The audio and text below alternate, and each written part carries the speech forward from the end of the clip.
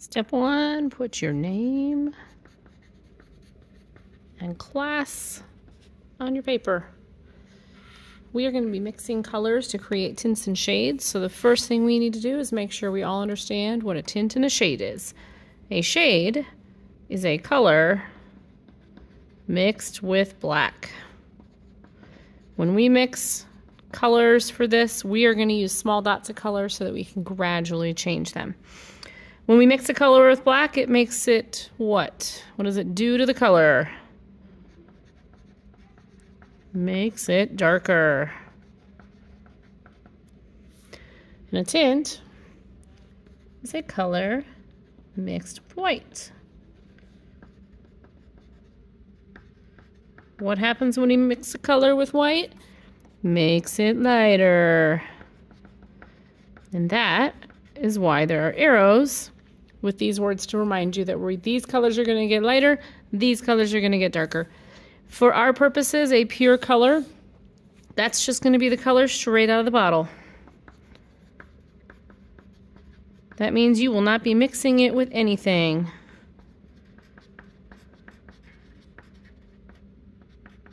So you're going to put your pure color here, and then these colors are all going to be lighter or darker.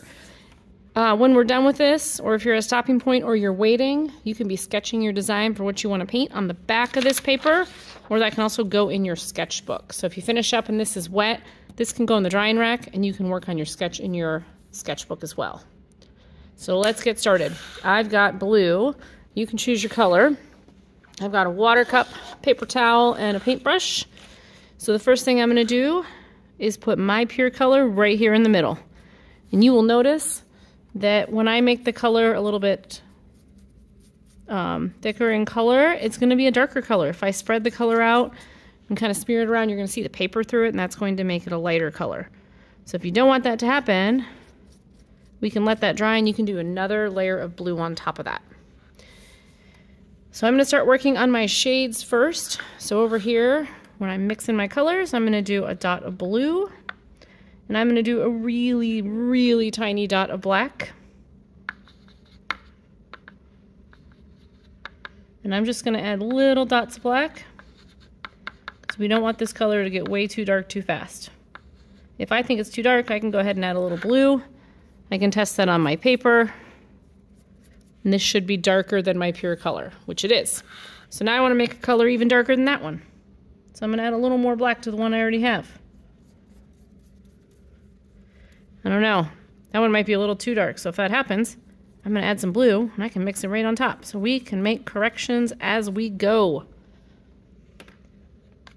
And then the last thing I'm going to do, I think those colors are pretty similar, so I might add a little bit of black here. I might even need to add a little bit more blue to this one. This is called making adjustments, and artists do this. So I don't want you to think, oh, I've made a mistake. Nope, we are learning as we paint.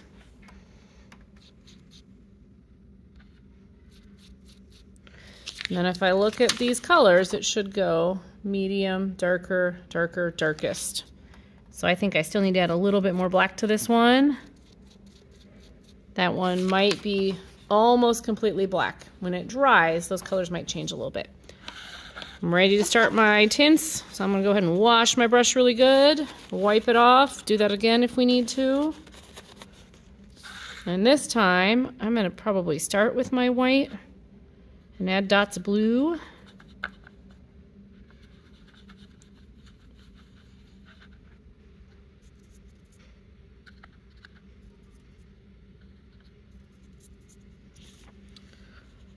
Okay, so now I have a value scale that goes dark blue all the way to light blue. And each color is just a little bit different value than the one before it.